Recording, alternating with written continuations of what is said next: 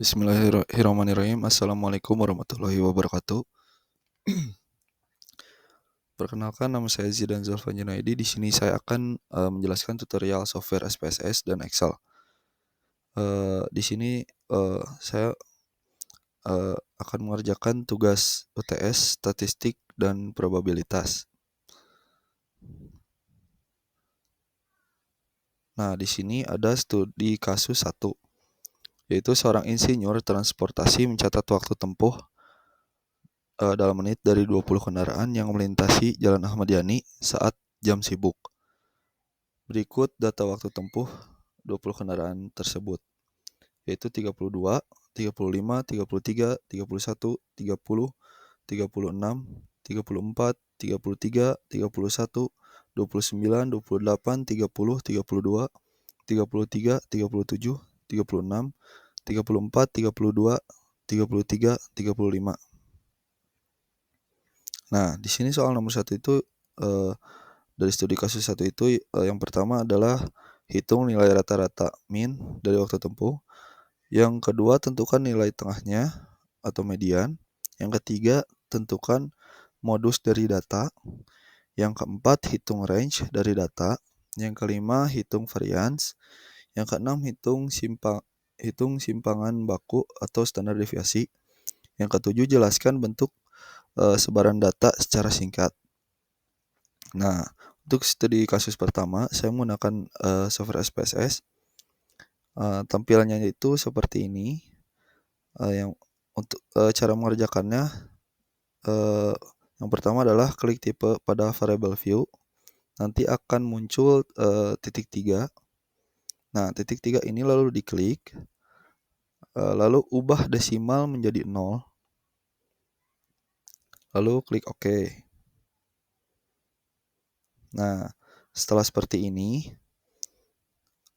label nama data harus diubah menjadi waktu tempuh. Nah, setelah itu kita geserkan ke data view yang di kiri bawah. Lalu input data yang akan diolah di SPSS.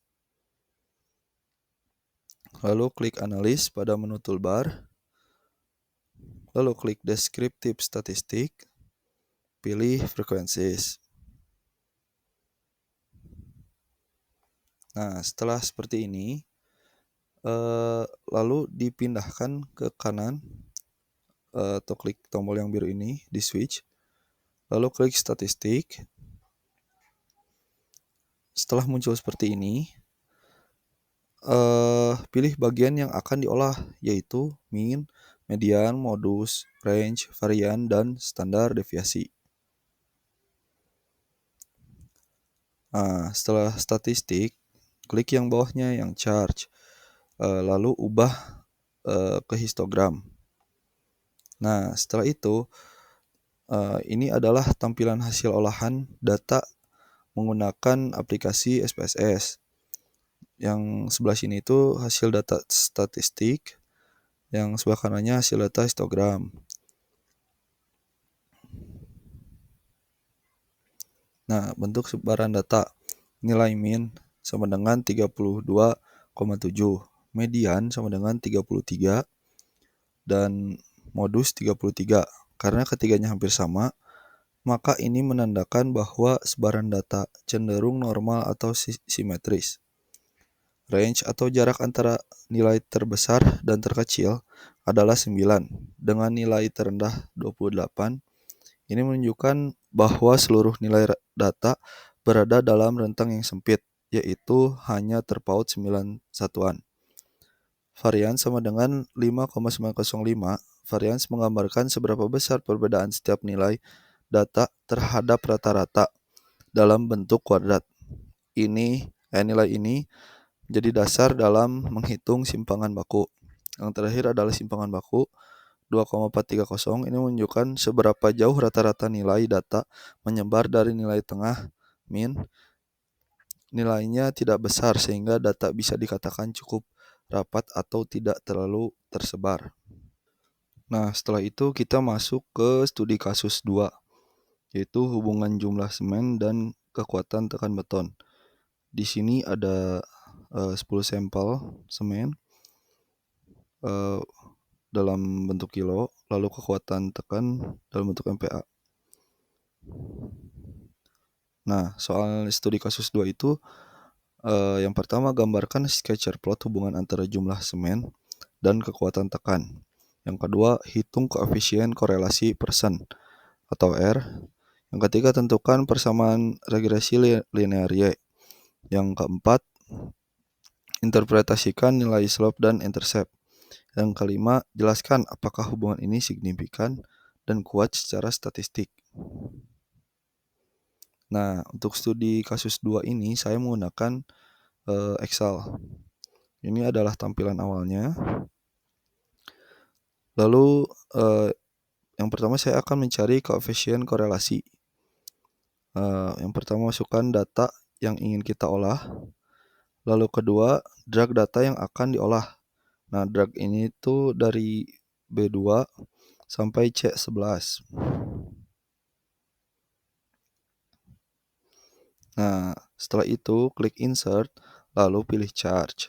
Nah, pilih charge itu nanti akan muncul scatter plotnya. Nah, hanya saja di sini garis gerilannya itu kelihatan kecil ya.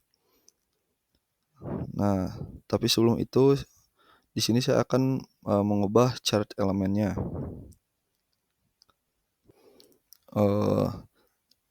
Itu harus klik yang tanda plus itu, yang tanda plus ini. Nanti akan keluar, lalu pilih akses, chart title, grid line, lalu trend line. Nah, dikarenakan tadi gridnya terlihat kecil, di sini saya akan mengubah minimal sumbu X dan Y-nya. Yang pertama itu klik sumbu Y, lalu klik kanan. Nah, lalu akan ada pilih format axis. Nah, di sini itu kita ubah minimumnya menjadi 20 dan maksimumnya di 28. Nah, sumbu X pun sama, diklik kanan, lalu pilih format axis. Nah, minimumnya diubah menjadi 270 dan maksimumnya 360. Nah, selanjutnya saya akan mencari correlation. Yang pertama itu di drag ya, data yang akan diolah. Lalu klik data di atas menu toolbar. Lalu klik data analis, pilihlah correlation. Setelah itu ubah input range, lalu drag data yang akan diolah. Lalu ubah outputnya menjadi output range. Nah, hasil dari koefisien korelasi yaitu 0,990333. Nah, setelah itu saya akan mencari regresi linear Y. Nah, sama dengan yang tadi di drag, hanya saja kalau regresi itu di dragnya tuh hanya sumbu Y-nya aja. Lalu setelah itu drag nilai X. Nah, setelah nilai Y dan X-nya diubah, ganti menjadi output range, sama dengan yang tadi. Nah, akhirnya nilai akhir dari regresi, intercept, dan slope sudah bisa kita lihat. Di mana koefisien korelasinya itu 0,990333. Lalu regresinya 3,775. Nilai ini signifikan antara semen dan kekuatan. Lalu interceptnya min 1745, slope-nya 0,0831. Nah, di sini ada interpretasi yang slope itu B1 menunjukkan seberapa besar perubahan kekuatan tekan jika jumlah semen bertambah 1 kilo. Nah, interceptnya itu B0 nilai kekuatan tekan saat jumlah semen 0. Nah, ini adalah teoritisnya. Jadi Y sama dengan min 1,745. plus 0,083.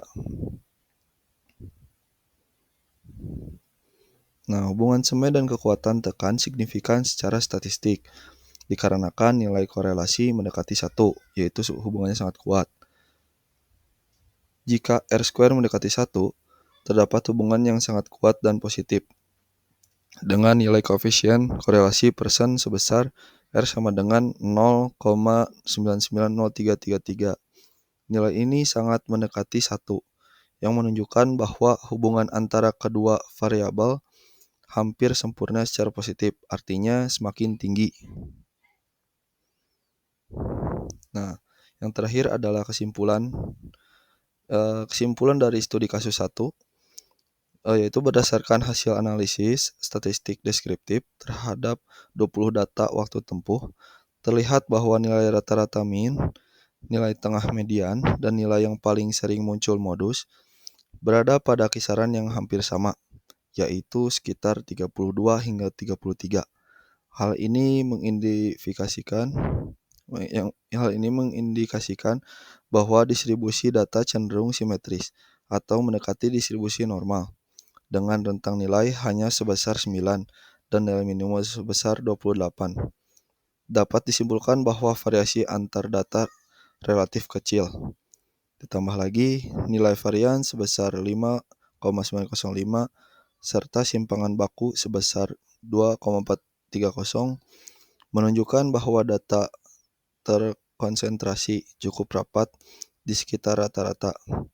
Secara umum, data waktu tempuh ini tergolong konsisten dan tidak menunjukkan adanya nilai ekstrim atau outlier.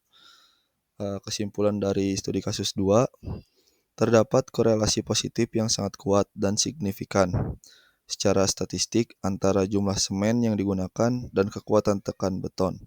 Hal ini ditunjukkan oleh nilai koefisien korelasi persen yang mendekati plus 1 sekitar 0,99, yang mengindikasikan bahwa hubungan antara kedua variabel tersebut sangat erat. Selain itu, pola grafik linear yang memperkuat bukti adanya hubungan positif, di mana semakin banyak semen yang digunakan, semakin tinggi pula kekuatan tekan beton yang dihasilkan. Mungkin sekian dari saya. Mohon maaf bila banyak kesalahan. Wassalamualaikum warahmatullahi wabarakatuh.